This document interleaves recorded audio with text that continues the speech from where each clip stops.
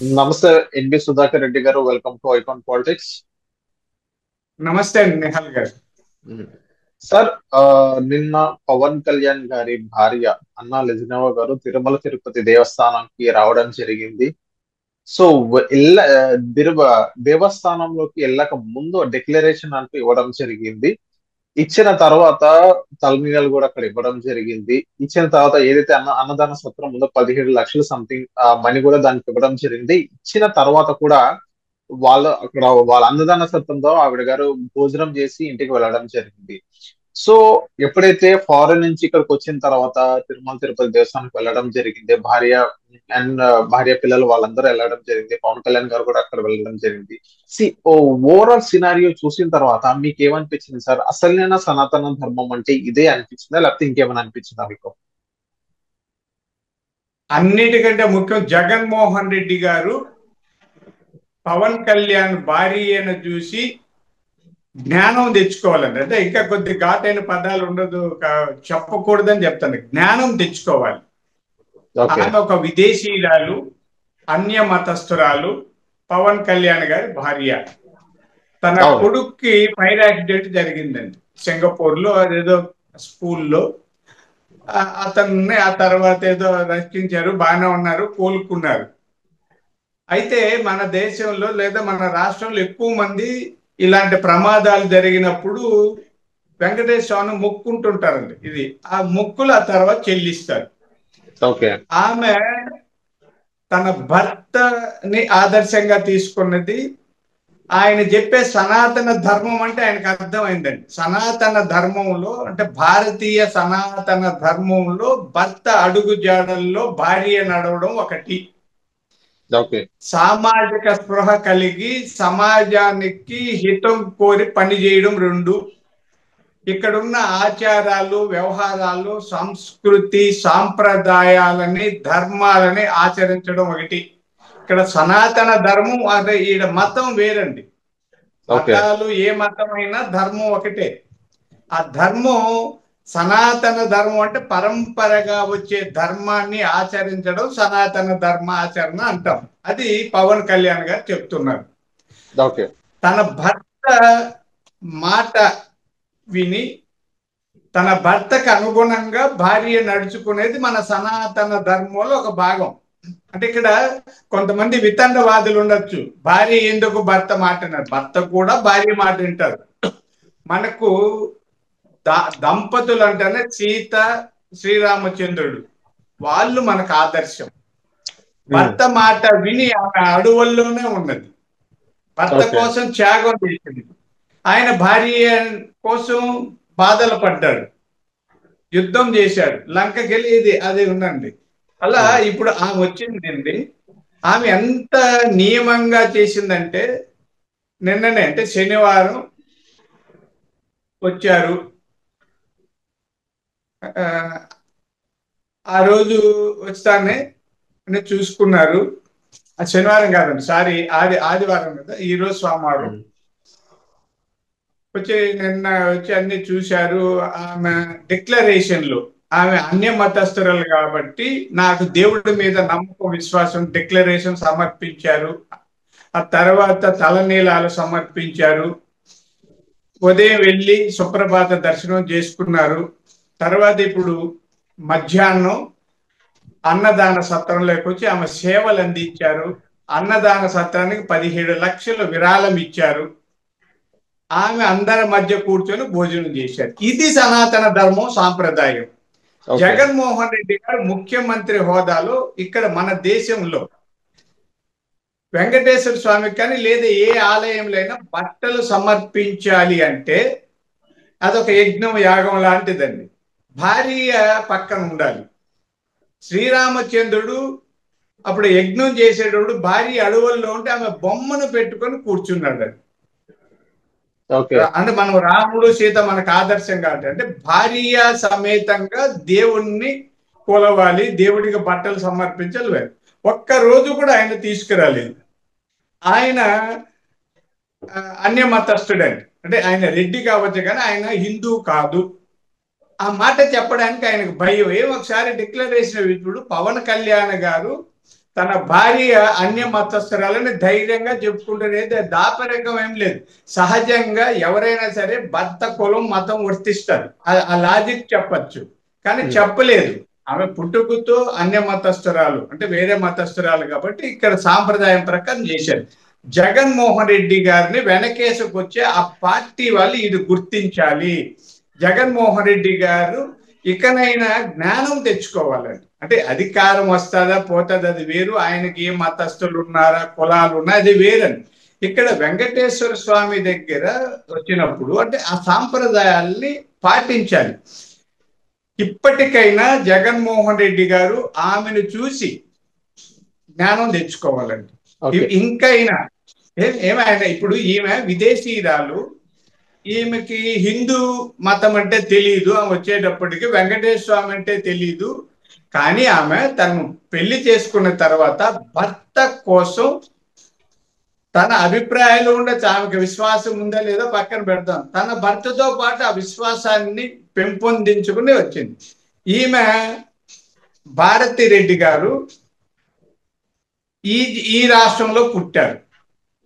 వాళ్ళ నాన్నైనా వీళ్ళైనా రెడ్లు అండి. ఆ రెడ్లందరూ కూడా హిందువులు. వాళ్ళు చిన్నప్పటి నుంచి అన్ని దేవుళ్ళు మొక్కుతుంటారు. సరే మధ్యలో వాళ్ళు దేనికోసం మతం మారారు. మారితే తప్పేం లేదు. భారతదేశం లౌకిక రాజ్యం, ఎవరు ఏ మతం ఉండొచ్చు, భిన్నత్వంలో ఏకత్వం మన సూత్రం. మతాలు మారకూడదని నేను చెప్పనండి, వాళ్ళ ఇష్టం, ఎవరి మతం ఎవరన్నా మారచ్చు. ఆమె చిన్నప్పటి నుంచి పెరిగిన వాతావరణం ఇక్కడ తెలుసు, వెంకటేశ్వర స్వామి తెలుసు, వాళ్ళ మామూలు అందరూ వెంకటేశ్వర స్వామి దర్శనాలు చేసుకుంటున్నప్పుడు ఆమె ఎందుకు రాలేదు అంటే తన భర్త అంటే కూడా ఆమె లెక్క చేయడం లేదా, భర్త విశ్వాసాలు ఆమె పట్టించుకోవడం లేదా, సాంప్రదాయాలు పద్ధతులు న్యాయము ధర్మం ఆమెకి తెలియదా? మిగతా అన్ని తిరుగుతున్నారు కదా, పత్రికలో భాగస్వామి అన్ని చేస్తే వాళ్ళు ఏమన్నా విరోధమై విడాకులు ఏమి ఇవ్వలే కదా. కలిసి వ్యాపారాలు చేసుకుంటారు, కలిసి ఒకే ఇంట్లో ఉన్నారు, కలిసి చేస్తున్నప్పుడు తిరుమల కొండకి రావాలంటే డిక్లరేషన్ లో సంతకం పెట్టాలి. ఆమెకి నచ్చదు, ఆమెకి వెంకటేశ్వర స్వామి మీద అభిమానం లేదు, నమ్మకం లేదు, విశ్వాసం లేదు. కాబట్టి ఈ భర్తను చెప్పిన భర్త బాధ్యత అండి అది. అంటే భర్త ముఖ్యమంత్రి హోదాలో అది బాధ్యత, అదొక సాంప్రదాయం. ఆ సాంప్రదాయాన్ని కూడా తొంగలో తొక్కారు ఆమె. ఈ భర్త జగన్మోహన్ రెడ్డి గారు కూడా పట్టించుకోలేదు. వీళ్ళు సనాతన ధర్మాన్ని గురించి మాట్లాడడం ఎలాగంది అంటే మొన్న జగన్మోహన్ రెడ్డి గారు కానీ వైఎస్ఆర్సీపీ కానీ వాళ్ళ సోషల్ మీడియా వేదికగా ఒక ఫొటోస్ అంటూ వేయడం జరిగింది.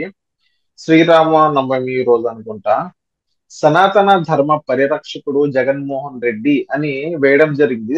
ఆ పోస్ట్ పట్ల ఇప్పుడు మీరు చెప్తున్న దాని పట్ల ఇప్పుడు దాని కంక్లూజన్ ఏమిస్తారు సార్ మీరు? ఇది నేను కూడా చూశానండి. ఆయన గుళ్ళు కట్టించాం, గోపురాలు కట్టించాం, సనాతన ధర్మ పరిరక్షకుడు, హిందూ, ఇవన్నీ చెప్పేటప్పుడు ప్రజలకి జ్ఞానం ఉందన్న విషయం మర్చిపోతున్నారేమో అర్థం కావడం లేదండి. ఇప్పుడు తెలిసింది కదా స్పష్టంగా, జగన్మోహన్ రెడ్డి గారికి ఇప్పటికైనా ఆయన సనాతన ధర్మ పరిరక్షకుడు, హిందూ ధర్మాన్ని ఆచరించే వ్యక్తి అయితే తన భార్యను తీసుకొని తిరుమల కొండకొచ్చి సతీ సమేతంగా దర్శనం చేసుకెళ్ళమనండి. వాళ్ళ ఇంట్లో ఎవరైనా ఇంతవరకు తలనీలాలు ఇచ్చారండి? సహజంగా మీరు చెప్తానండి, నేను తిరుపతి వాడిని కాబట్టి మహిళలు తలనీలాలు ఇవ్వడానికి అంత ఇష్టపడరండి. చాలా మంది ఇష్టపడినప్పుడు ఏం చేస్తారంటే 3 చోట్ల వెంట్రుకలు అలా కట్ చేసి ఇచ్చేసి దేవుడికి ముడుపులు చెల్లించి వెళ్తారు. ఎందుకంటే గుండుతో కనపడడం ఇష్టం ఉండదు. ఒక విదేశీయురాలు, అన్య మతస్థురాలు వెంకటేశ్వర స్వామి మీద విశ్వాసాన్ని ప్రకటించి తన తలనీలాలు కూడా ఇచ్చింది. వైఎస్ రాజశేఖర రెడ్డి గారి కాలం నుంచి జగన్మోహన్ రెడ్డి కాలం వరకు వాళ్ళ ఇంట్లో ఎవరైనా ఒక్క మహిళ అయినా ఇంతవరకు తలనీలాలు ఇచ్చారా? వైవి సుబ్బారెడ్డి గారు టీటీడీ బోర్డు చైర్మన్ గా చేశారండి. ఆయన కూడా అన్య మతస్థుడే, అయితే ఒప్పుకోడు ఆయన. ఆయన భార్య కూడా ఏదో సేవలు చేస్తానంట. ఎప్పుడైనా తలనీలాలు ఇచ్చారా? ఆ డిక్లరేషన్ లో సంతకం పెట్టారు. కాబట్టి ఒక విధంగా అంటే పవన్ కళ్యాణ్ గారి భార్య జగన్మోహన్ రెడ్డి గారికి కనువిప్పు కలిగించేలా వ్యవహరించారు. సనాధర్మ పరిరక్షణ అంటే ఏమో సమాజానికి తెలియజేశారండి.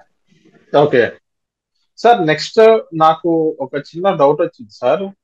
ఇదే ఆ, పవన్ కళ్యాణ్ గారు వాళ్ళ భార్య పిల్లలతో వచ్చి అక్కడ ఆ, తలనీలాలు ఇచ్చారని మీరు చెప్తున్నారు.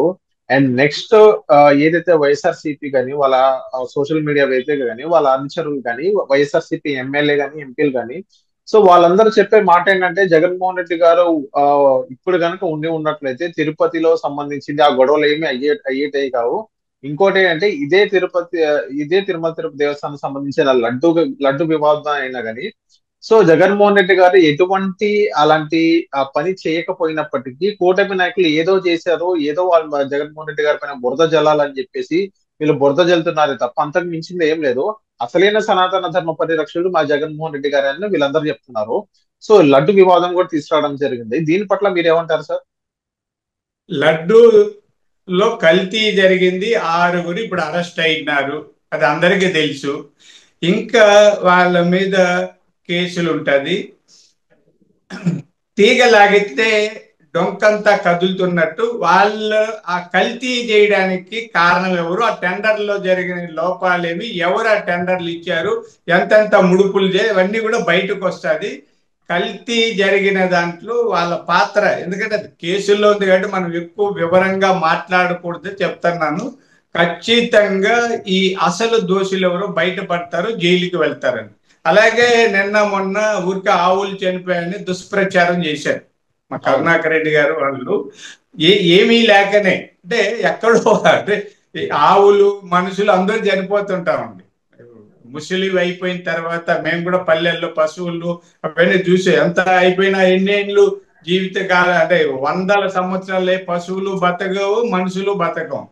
ఎక్కడో ఒకటి అడవులోనో ఎక్కడో చనిపోతుంటాయండి. ఇప్పుడు తిరుమల కొండల్లో అడవిలో ఉంటాయి. ఆ అడవుల్లో ఒక ఆవు అడవి, అంటే అక్కడ ఉన్నవి ఏదో అది ఎక్కుతూ బండ మీద జారి కింద పడి కాళ్ళు విరిగి ఎవరు చూసుకోవద్దు, చనిపోవచ్చు. అట్లాంటి జరుగుతుంటాయి.